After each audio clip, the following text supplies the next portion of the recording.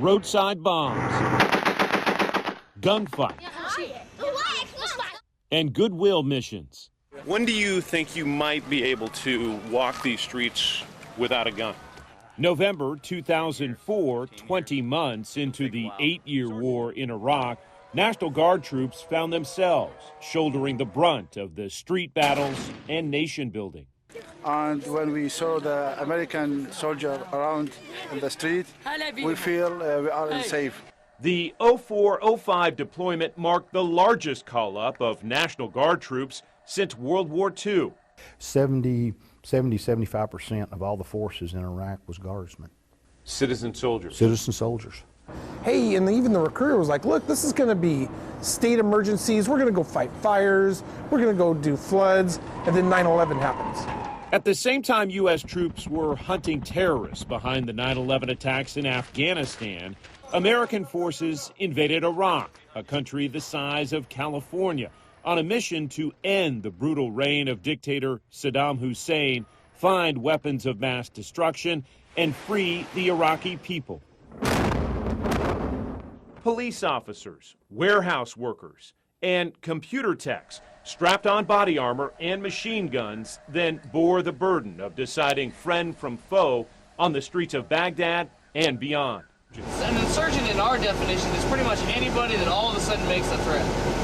One day they could be Iraqi national, next day they could be an insurgent. Then, Lieutenant Bagley. And now, Lieutenant Bagley. Unbelievable. Look at this guy. Green Lane 2! 2 decades later, we reconnect with troops we first met preparing for battle. Just the excitement of going over and helping out where we can. How about your worst day? Ooh. When we had to recover a vehicle where an IED had blown it up and we lost some soldiers. We're off the main roads on the side streets. It's a slow process clearing this zone. This is the same vicinity where this patrol was hit last night by rocket-propelled grenade fire. National Guard troops we followed into the war zone. These are the living quarters. There was no organization whatsoever when we got a hold of them about 7 months ago. And now they're an effective tool. Was it worth it? I think it was. Megan? Yeah. Chris Thomas. I know. Intimate reunions honoring the fallen. And losing my father took a big chunk of me. And we go up and visit his gravesite with his dad, Ken Sr. And that's what we've done for 20 years. Unfortunately, we're here to celebrate my son's death, but it's a bittersweet thing that I really am proud of. Among the thousands of troops deploying into combat in 2004, 2 Guard units, one from Tennessee and another from Oregon, are symbolic of the shared service and sacrifice of America's citizen soldiers in Iraq. And it was because they were older, they had more experience, they were ferocious, and they were friggin' tough. Tough as nails. And it's quite frankly, it's frigging amazing what they do. I'm John Becker, standing just outside a National Guard motor pool flanked by 2 Humvees, a tool symbolic of the war 20 years ago in Iraq. Like the Willys Jeep in World War II and the Huey helicopter in Vietnam, the Humvee was both a sanctuary and a target. 2 decades later, we are reconnecting with citizen soldiers who mounted up for countless risky missions in what some of them called rolling coffins. And this effort is personal. Back in 2004, I embedded with National Guard soldiers in Baghdad. Back then, journalists had to wear body armor, a helmet, and Kevlar vest. In this war series, we learn how the burden of a combat tour didn't end with a homecoming. One veteran describes having lost more fellow soldiers at home than in battle overseas. Megan? Yeah. Chris Thomas. I know. We recount the toll on families with lasting impacts today, and we share the military brotherhood symbolized by 2 soldiers linked by blood who deployed together. Green Lane 2! Guard in Iraq 20 years later begins with one of the first soldiers we met in training exercises before heading to war. Green Lane 2! Training for combat tested one 26-year-old mechanic turned warrior with the Tennessee National Guard. Praying God will give you the guidance and the strength to carry on. Bart Wilt was among hundreds of citizen soldiers spending months preparing for any scenario they might face in Iraq. In war, I mean, anything can happen. I mean, it's crazy. I mean, it's chaos. Outside war training, Bart and wife Dominique spent their final nights together, sharing moments of peace. Let us fix our eyes on Jesus, the author. Bible readings offered comfort before the couple would spend almost a year and a half apart. In 2004, Bart and Dominique offered a window into their mindset. And just serving our country and doing our duty. It's going to be a lifetime experience. It's really nervous. I can't believe he's going, but I know that he's going over to do good. Everybody go. Take one to the top. Bobby Green. Bobby Green. 20 years after that first combat deployment, I know that guy. we reconnect with this military couple. What do you think of that? Yeah, it was really good to see familiar faces. It was nice. We will revisit Bart and Dominique. They will help us understand how war shapes military families and how the trauma of combat can linger like a shadow years, even decades later. First, we turn our focus to Oregon National Guard troops arriving in Baghdad early in 2004. The mindset of the Iraqis at the start of Operation Iraqi Freedom 2 was really still generally positive towards the American occupation forces. Probably 80% of the country was either supportive of our presence there or actively supportive of our presence. But you had 20% there that was absolutely ruthlessly opposed to our presence and would do anything to that vast majority that was okay with us. Along with weapons and body armor, troops serving in the 2nd Battalion 162nd Infantry also packed personal video cameras. You joined the Army, and you're in Iraq. Yeah. But there's good news. Yeah, what's that? I'm here with you. The documentary This Is War focused on the two of the 162 and captures their firsthand accounts. 6 million people live in Baghdad. Around individual homes, there's 10-foot walls go around their compounds. We just got hit with RPGs and small arm fire last night. So, welcome home. Welcome to Baghdad. By the time our cameras arrive in November of 2004, we find soldiers taking skills they learned stateside before deploying and training new Iraqi National Guard troops. There was no organization whatsoever when we got a hold of them about 7 months ago. And now they're an effective tool. I think we changed a lot in the average Iraqi civilian's thought process. In a positive way. In a positive way, yeah. Jerry Glassman watches the interview we did with him in Baghdad in 2004 when he was 38 years old. It's awesome. Brings back a lot of memories. 2162 had people who were anywhere from like 18 to 61. Correct. We had one guy that turned 60 while he was over there. He was actually in Vietnam. Oh, they were everything from the store clerk on up to a lawyer to doctors to mechanics to police officers, yeah, firemen, and it was great actually, because it brought a lot of great skills to our battalion. Now retired, just shy of 29 years in service, this veteran revealed a couple of surprises, explaining his efforts to train Iraqis forming a new security force. What do you think the fate of those soldiers that you trained is today? Well, some obviously passed away or were killed, and some moved to America, and I actually helped a few that moved. You did? I did. Jerry personally helped 3 Iraqis immigrate to America, including one he has since visited on the East Coast. It's It's definitely rewarding. It's good, too, that we take care of our allies. They trusted us, we trusted them, and quite frankly, they kept us alive. Here, the discipline is very important. Respect and discipline. In 2004, this newly minted captain embodies the risk facing men and women signing up to serve in the new Iraqi National Guard. Back then, insurgents broke into his home and shot the former school teacher in the leg. Only later did Jerry learn assassins struck again, and this time the targeted attack killed this Iraqi soldier. When you look back at the war in totality, 8 years, was it worth it? I think it was. And then, of course, the election, that went over really, really smooth. So we had... And that was Iraqis deciding their future. Correct. And you helped facilitate that. Exactly. And that was worth it. It was absolutely worth it. Vehicle search area is green.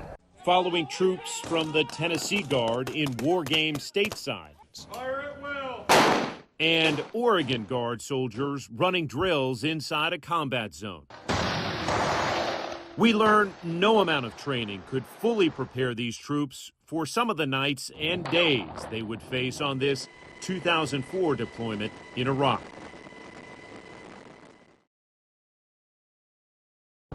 "20 years later, we are back in Oregon, reconnecting with those soldiers about how the war impacted their lives.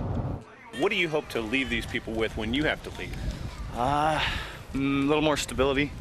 They disappeared when I was talking to them, and that's when the IED went off. Then, it's like, what just happened? Where am I? Trying to gain your bearings. And now. And I'm upside down with my leg pinched in the dash and I'm hanging there. Vince Jacques recounts the explosion and aftermath from an enemy bomb that killed his Humvee driver, Kenny Lyston, and forced this severely wounded soldier out of the fight. And then I could hear the bullets hitting the side of the rig, and the guys were bending steel to get to us. And yeah, I thought I was dead. There was no doubt about it. You're alive today because of your men. Absolutely. Absolutely. Probably when I saw him in the hospital and he's still alive. Because that was pretty tough. That was a tough day.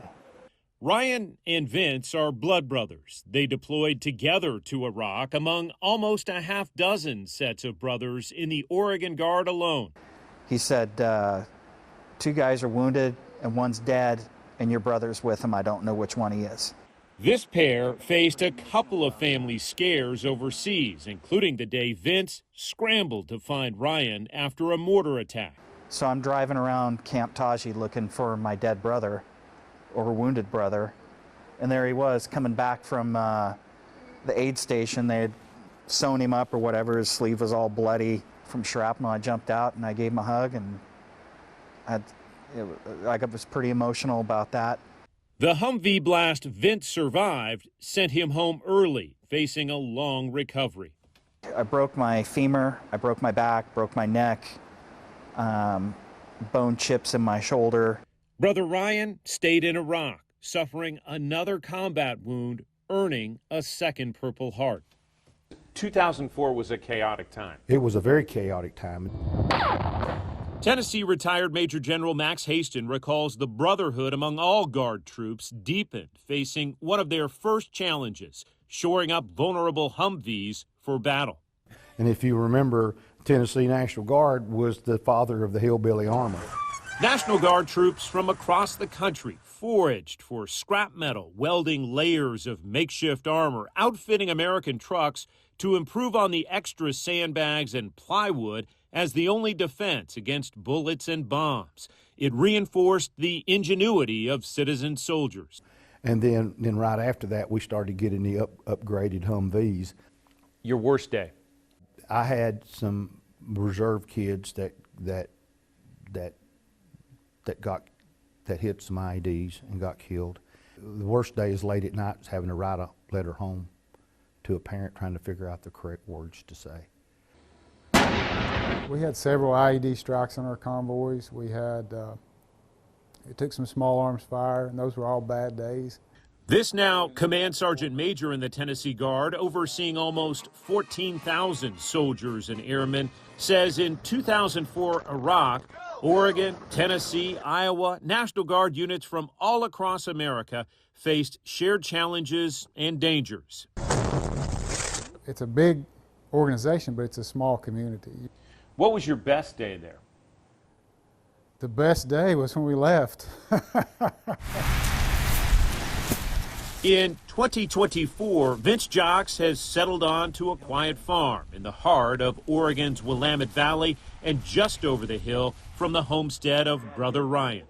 I'm here to welcome you home. 20 years ago, and still recovering from his combat wounds, this soldier was bear-hugging troops on the tarmac, not about to miss this homecoming for his Oregon brothers in arms, returning from their 2004 tour at war. And they represented us very well.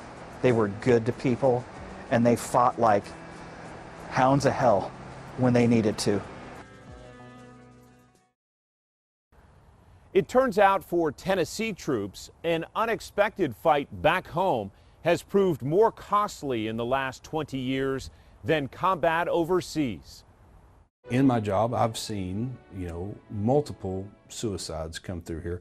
An antiseptic smell permeates this medical exam room. Razor blade steel is everywhere. The cold, stark setting marks the last stop before a final goodbye. I take pride in the fact that I get to honor those veterans one more time by making sure that they get the honor before they're put to rest permanently. Working inside this morgue is a gatekeeper, an old soldier unexpectedly thrust on the front lines of the modern military suicide fight. How many have you seen in this job, suicides? Soldier suicides that I know were soldiers, probably 3 dozen at least in the 5 years that I've been here. That's just the ones that I know about. And I would say 5 of those are soldiers that I knew and served with. Chris Thomas runs the administrative arm of the Knox County Forensic Center and recalls the first time seeing fellow troops appear on the autopsy table. I mean, I had not seen this individual in 15 years, but I recognized him the second I saw him. And it was here. And it was here. The revelation deepened his connection to a crisis among men he served alongside for almost a decade. I joined the Tennessee Army National Guard the day I turned 18. In 2004, I was deployed to Iraq in support of Operation Iraqi Freedom 3 with the Tennessee Army National Guard. It's amazing to think that it's really been 20 years and to think of all the personnel that have changed since then and what a close-knit group I still am with some of the soldiers that we served with. War, by its nature, carries the risk and reality of death, and overseas deployments for the Tennessee National Guard's 278th Armored Cavalry Regiment took a toll on the ranks. A friend of mine, Paul Thomas III, was killed by an improvised explosive device. In total, 278th, we lost 10 soldiers that year and a half that we were there. 5 of them were on or near the base that I was at. Yeah. Like to say hi to my wife, my daughter, I love you both, my missions, and say hello to my family. Chris recalls Specialist Tucker died just 2 weeks before heading home.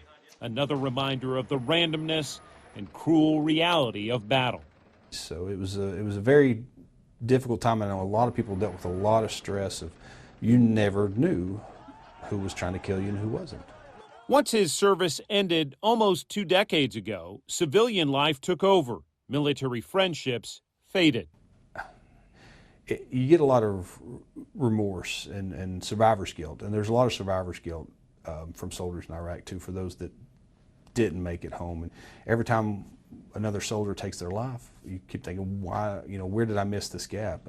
And then, in his new job, Chris began to bear witness to the military suicide crisis firsthand. Men he served with years ago now taking their own lives.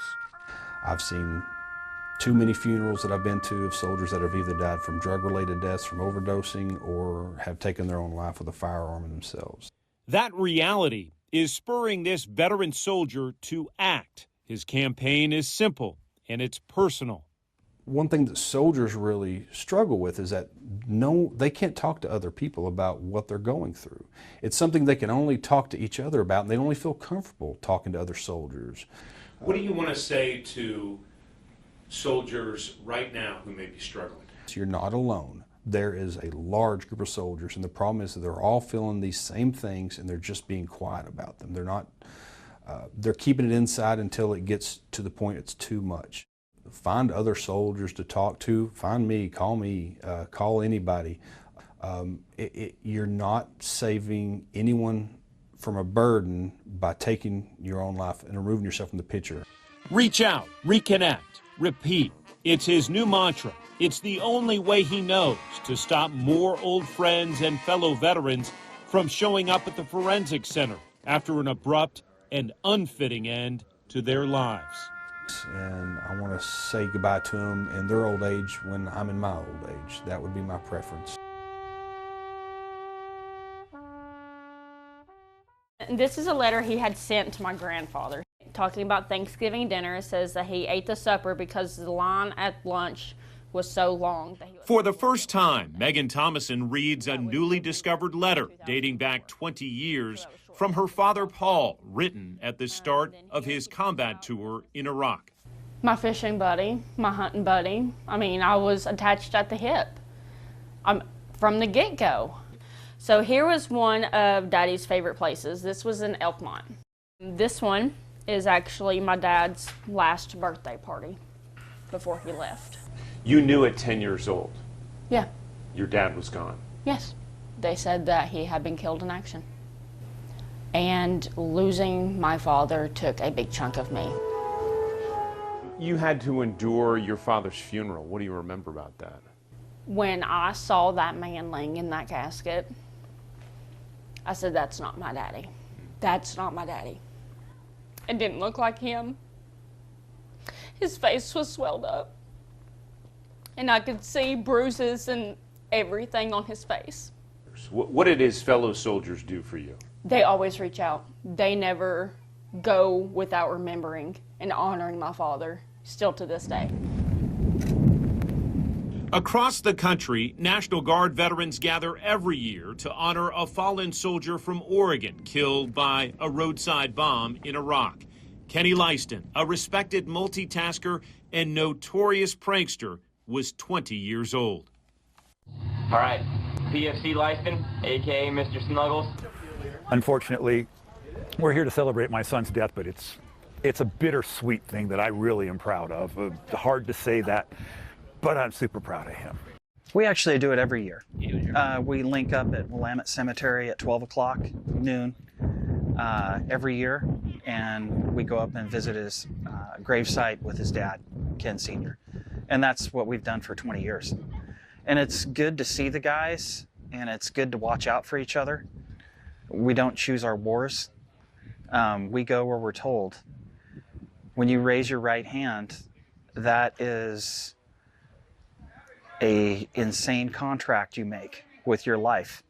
And very few people do it. And the ones that don't make it back, we can't forget them. Boom. You know, that went off. And all I remember is my Humvee doing that'd be 360. In November 2004 in Iraq, we spoke to this Oregon Guard unit suffering the loss of 8 soldiers killed in the first 6 months of their tour. The casualties included David Johnson, a cook turned combat gunner. You always find a buddy to hang around with, you know, and he was my buddy. The pain runs deep. Is it true 20 years later that the pain still runs deep? Oh, yeah, I think, yeah. Chaplain Daniel Thompson recalls 3 soldiers who died in one day. I went through some counseling myself, trying to deal with it. And my reaction was just work all the time and not think about it. To me, my dad was everything. But he was just a little backwoods boy from Sevier County. This fish is over 40 years old. Back in East Tennessee, Megan holds on to every memento and memory of her dad. You don't know family until you have a military family. And after 20 years, on this day, in addition to the discovery of these letters from her late father, she is about to experience another first. Megan? Yeah. Chris Thomas. I know. Chris Thomas served with fallen warehouse worker turned soldier Paul Thomason. Chris has kept in touch with Megan during the last 2 decades, but for the first time, they meet face to face. I'm really glad that you're here. Megan's dad, Paul Thomason, was one of 14 soldiers serving in the 278th, killed during the 2004 deployment. Legacies alive say a person dies twice in their life. Once when they pass away, and secondly, when their name is spoken for the very last time. And I will stand here and I will shout my father's name. His name will not be forgotten.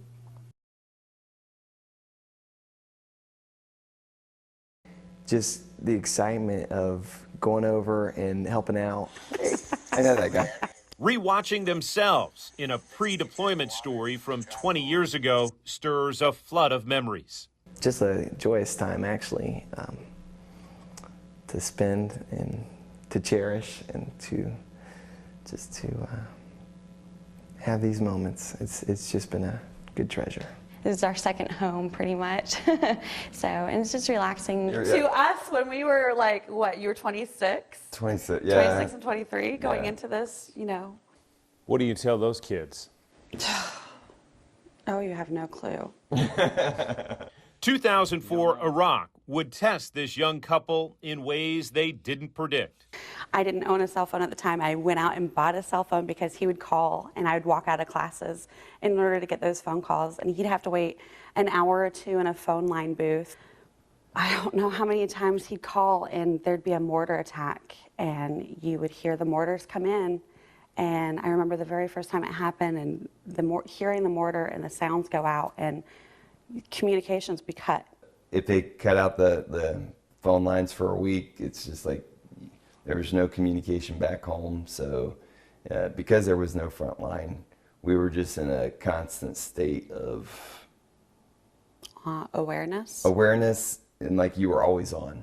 Bart also endured the loss of fellow soldiers, including 4 in one day. And what's running through your mind as a young soldier? The questions of, like, who did this? Why did this happen? Am I making it home alive? Yeah, no, it was, yeah, probably the toughest part of it all. Your faith really helped you. Yeah. A walking tour separated by 20 years and half a world shows the contrast citizen soldiers faced in a foreign war zone compared to their familiar downtowns back home. So it's been a year now for us, and we still have at least 5 more months to go. We first met Chris Bagley in 2004, juggling 8-month-old Kay, 4-year-old Nathan, and dog Shasta. At the time, we promised to hand-deliver a crayon note from Nathan to his dad in Iraq. Yeah, that's my son. Lieutenant Bagley savors this small connection with his family. It's the most difficult thing in the world to watch my children grow up on videotape. That hurts more than anything I could think of that would happen to me here. Lieutenant Bagley. Unbelievable. Look at this guy. 2 decades after we first met the Bagley family, we sit down together with Chris and Aaron. Oh my gosh. Goodness. That brings back some memories how young everybody was. How much the kids have grown. I mean, wow. It makes me sad because I remember the hard things that happened. I remember the things he missed. Especially, you know, some of the stages of Nathan learning to ride a bike. And I remember, you know, the soldiers that were lost and how hard that was. You know, we went to all the funerals here. You know, we felt that. We knew the families. They were our friends. What was your worst day? The worst day,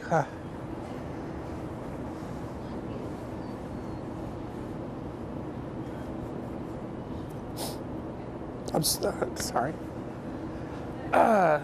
June 4th, 2004. So we lost Eric McCrae, Justin Irely, and Justin Linden, all in that time frame. That was the worst day. That worst day. I mean, enough that I put a tattoo on my leg to commemorate it. It was just that significant. Aaron Bagley traded his fatigues for the uniform of a police officer, but he points to that 2004 deployment as a turning point in his life. You know, my wife had been dealing with a toddler and an infant and trying to reintegrate not only into my family, but back into society. I can't believe that it's been 20 years because it's still so close. Yeah, just how fast time has gone by and for such a significant event in my life. Looking back, a good experience, bad experience, a mix? I'd have to say it'd be a mix of both. Almost 30 spots around the globe, from Tennessee to Mississippi to Germany and Iraq to this quiet suburb in South Carolina. Bart has now served his fellow soldiers and his country for almost 24 years. Surveying his memory wall, this mechanic turned Army chaplain admits 20 years removed from Iraq, post-traumatic stress from that deployment still gnaws at him today.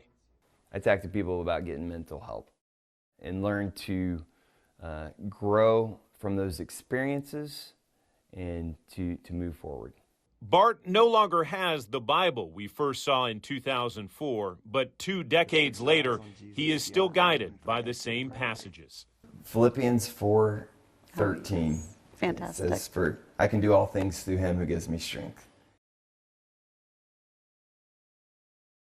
From the open river valleys and rolling hills of Tennessee to the lush forests and evergreen stands of Oregon, we asked the soldiers we reconnected with after 2 decades, all volunteers in the 2004 Operation Iraqi Freedom, one question. Was that deployment worth it? I've gone back and forth on that one. A lot of positive impact on the community for us being there. When you look back at the bigger picture of that war, was it worth it? How do you say it's worth it when you lose men? I mean, how do you say that? Looking back, I'm not sure what we accomplished in the sense that the national objectives, I don't know. Doesn't seem like we accomplished a lot that way. Was it worth it to go to war in Iraq? You know, I think about the good things we did. I remember working the elections. And that was Iraqis deciding their future. Correct. And you helped facilitate that. Exactly. And that was worth it. It was absolutely worth it. I would say, at least for me, it was definitely worth the fight. Was it worth it? Yes, it was worth it at that time to stabilize that part of the world, because I think if Saddam Hussein had stayed in power down there, there would have been a lot more people dead. I think for some people it was, and some people it wasn't. We don't choose our wars, is what a lot of people need to know. We raised our right hand to defend and support the Constitution of the United States. Our elected officials decide where we're going to go, but we sign that oath with our lives. So let's go take a tour, because I want to see how things are different, if they are. So, was it worth it? I can't say yay or nay. You know, it's a struggle. Dozens of National Guard troops from Oregon and Tennessee earned awards for their courage under fire. And for hundreds of those soldiers, 2004 marked just the beginning of their war service. They would deploy again to Iraq in later years and also answer the call in Afghanistan. We owe a special thank you to filmmaker Gary Mortensen, who produced the documentary This Is War. And I'd like to extend my deepest appreciation to photographers Jerry Owens and Scott Williams, with me from the start of this project. To the soldiers of the Oregon 2162 and the Tennessee 278, we owe you a debt of gratitude we can never repay. We are grateful you allowed us to follow you along your journey. Thank you for watching Guard in Iraq 20 years later. I'm John Becker reporting.